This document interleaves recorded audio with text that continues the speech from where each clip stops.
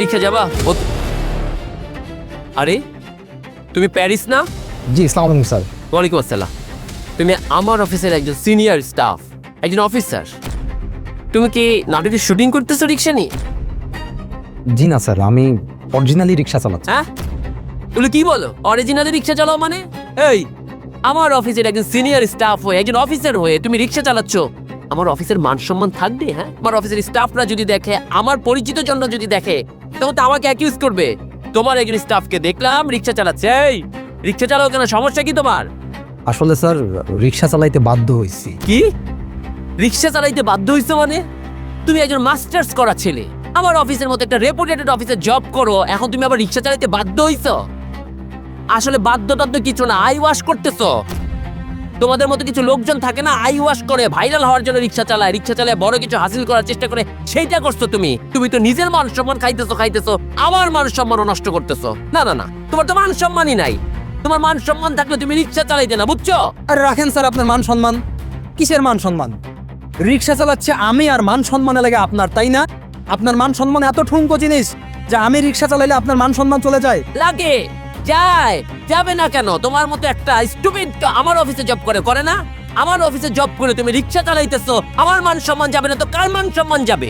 আপনাদের মান সম্মান এই কারণেই যাবে যে আমাদের মতো শিক্ষিত ছেলেরা আপনাদের মতো স্টুপিডদের কোম্পানিতে জব করে। কয় টাকা বেতন দেন আপনি স্যার? এই, তুমি আমার স্টুপিড বললা? তোমার সাহস তো কম না? স্যার, স্টুপিড শব্দটা আপনি প্রথম ব্যবহার করছেন, সেটা আমার ক্ষেত্রে। আমাকে স্টুপিড বলছেন, আমি বাধ্য হয়েছি ওই শব্দটা আপনাকে রিটার্ন করে দিতে। কয় টাকা স্যালারি দেন? 15,000 টাকা দিয়ে গুনে গুনে মাস শেষে 1 থেকে 3 তারিখের মধ্যে তোমাদের সবার হাতে তোমাদের যোগ্যতা অনুযায়ী 15,000 থেকে শুরু করে 22,000 টাকা পর্যন্ত আমি স্যালারি দেই। এই কারণেই আপনাকে স্টুপিড বলছি। হ্যাঁ? আপনার কি বর্তমান সময়ের বাজার মূল্য, বাজার দর সম্পর্কে ন্যূনতম আইডিয়া আছে? Do have any basic sense?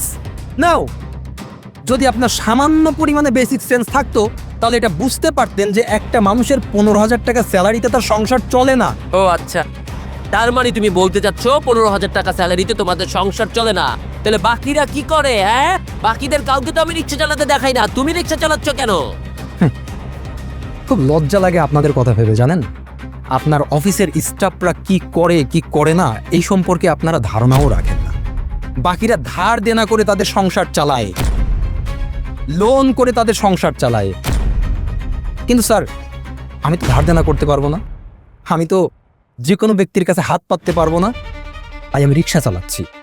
বলতে পারেন বাধ্য হয়ে রিক্সা চালাচ্ছি। আর এতে আপনাদের সম্মানে লেগে গেল? স্যার, যেই 15,000 টাকা স্যালারি আমরা পাই, আপনি কি জানেন যে এই 15,000 টাকা দিয়ে আমাদের বাসা ভাড়াটাও ঠিক মতো হয় না? এছাড়া আরও কত খরচ, সন্তান সন্ততির স্কুলের বেতন, পড়াশোনার খরচ, ঔষধপত্র, কাপড় চোপড়, আরও কত কি। আচ্ছা স্যার, আপনি বলতে পারেন যে চালের কেজি বর্তমানে কত করে? অবশ্য আপনার তো জানার কথা না, কারণ আপনারা তো অনেক দামি চালের ভাত খান, সেটাও আবার বাজার করে আপনাদের বাসার কাজের লোক। বাজারের দাম সম্পর্কে তো আপনাদের কোনো ধারণা থাকবে না। আমাদের মতো নিম্ন আয়ের ব্যক্তিদের মোটা চাল 60 টাকা কেজি করে কিনে খেতে হয়। আচ্ছা স্যার, আলুর দাম কত করে কেজি জানেন? 55 টাকা কেজি স্যার। স্যার, শুধু আলু চাল না, বাজারের প্রত্যেকটা জিনিসের দাম তরতর করে বেড়ে গেছে। শুধু বাড়ে নাই আমাদের মতো শ্রমিক কর্মচারীদের বেতন।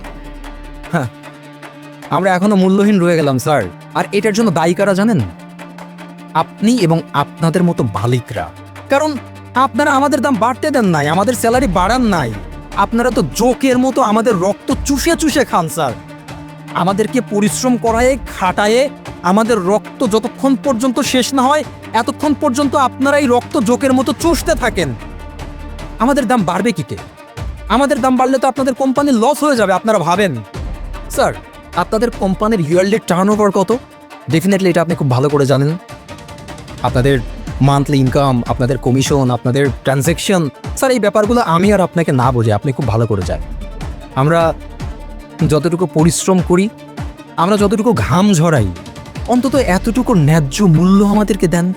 হ্যাঁ, তাহলেই তো স্যার আমাদের মতো শ্রমিকদের, কর্মচারীদের আর অফিস শেষ করে রিক্সা চালাতে হয় না, ধার দেনা করে মানুষের কাছে চলতে হয়।